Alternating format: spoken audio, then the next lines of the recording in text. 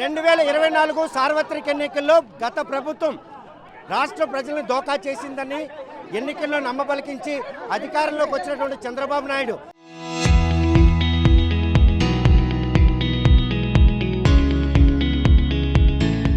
రెండేళ్ల వెన్నుపోటు పాలనపై వైఎస్ఆర్ కాంగ్రెస్ పార్టీ 8 రోజులుగా వినూత్నమైన కార్యక్రమాలు నిర్వహించింది. 12వ తేదీన మండల కేంద్రాల్లో బైక్ ర్యాలీ నిర్వహించేందుకు వారు చేసిన ప్రయత్నంలో బైక్ ర్యాలీకి పోలీసులు అనుమతి ఇవ్వకపోవడంతో ఈ రోజు భారీ ర్యాలీ నిర్వహిస్తారు. అందులో భాగంగానే ఆమదాలవలస నియోజకవర్గ వైఎస్ఆర్ కాంగ్రెస్ పార్టీ సమన్వయకర్త చింతా రవికుమార్ ఆధ్వర్యంలో 4 మండలాల నుండి వచ్చినటువంటి వైఎస్ఆర్ కాంగ్రెస్ పార్టీ శ్రేణులతో ఈ రోజు ఆమదాలవలస దద్దరిల్లింది. అసలు 2 ఏళ్ల వెన్నుపోటు పాలనలో చంద్రబాబు నాయుడు అన్ని వర్గాలను కూడాను మోసం చేశారు, వెన్నుపోటు పొడిచారు. ఈ విషయాన్ని ప్రజల్లోకి తీసుకెళ్లి వారు చేసిన ప్రయత్నం ఏ విధంగా ఉండబోతుంది ఆయన అడిగి తెలుసుకున్నాం. 2 ఏళ్ల వెన్నుపోటు పాలనపై మీరు తీసుకున్న స్టాండ్ ఈ రోజు ప్రజలందరూ కూడాను మిమ్మల్ని హక్కును చేసుకునే పరిస్థితి ఉందా?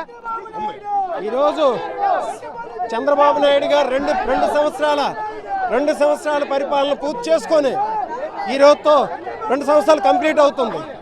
ఈ 2 సంవత్సరాలు కంప్లీట్ అయిన సందర్భంగా అందరికీ చెప్తుంది ఏంటంటే ఈ సమాజంలో ఉన్నటువంటి ప్రతి వర్గానికి ఇటు రైతులు, మహిళలు, యువకులు, విద్యార్థులు, వికలాంగులు, లాస్ట్కి మొన్న డిఎస్సి రాసినటువంటి నిరుద్యోగులు అందరికి కూడా చంద్రబాబు నాయుడు మోసమే చేశాడు, వెన్నుపోటు పొడిచాడు.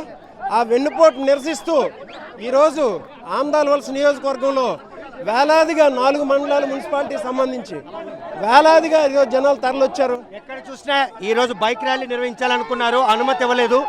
ఈరోజు ర్యాలీ కూడాను మీకంటే ఎక్కువ మంది పోలీసు బలగాలు ఇక్కడ మోహరించిన కారణమే.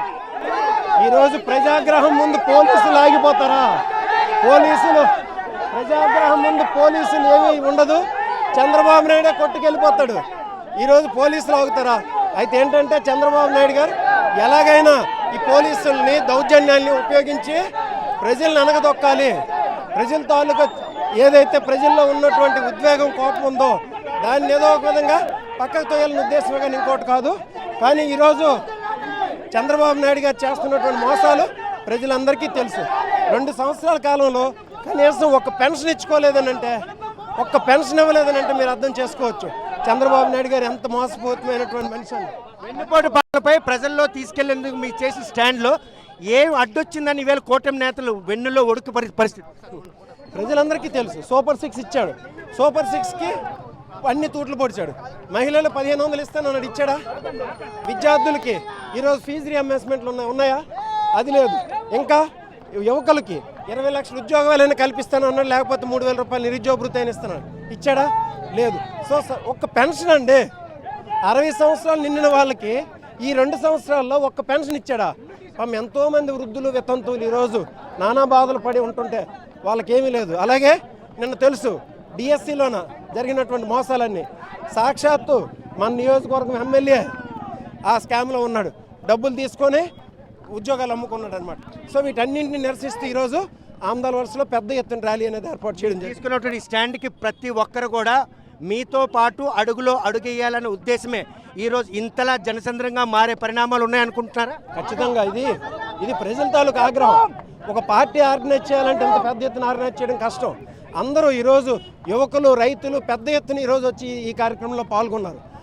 పాల్గొన్నటువంటి ప్రతి ఒక్కరికి కూడా హృదయపూర్వకమైనటువంటి ధన్యవాదాలు తెలియజేయాలి. రేపు స్థానిక ఎన్నికలు రాబోతున్న నేపథ్యంలో ఏదైతే 2 ఏళ్ల వెన్నుపోటు పాలనపై ప్రజలందరూ కూడాను స్థానిక సంస్థలు ప్రాధాన్య ఎన్నికల్లో మాత్రం కూటమి ప్రభుత్వం పెద్ద దెబ్బే తగలనుందంటే ఖచ్చితంగా ఆమదాలవలస నియోజకవర్గంలో నేను చెప్తున్నా, స్థానిక సంస్థల ఎన్నికలన్నీ గెలబోయేది వైఎస్ఆర్ కాంగ్రెస్ పార్టీ, అందులో ఎటువంటి డౌట్ లేదు.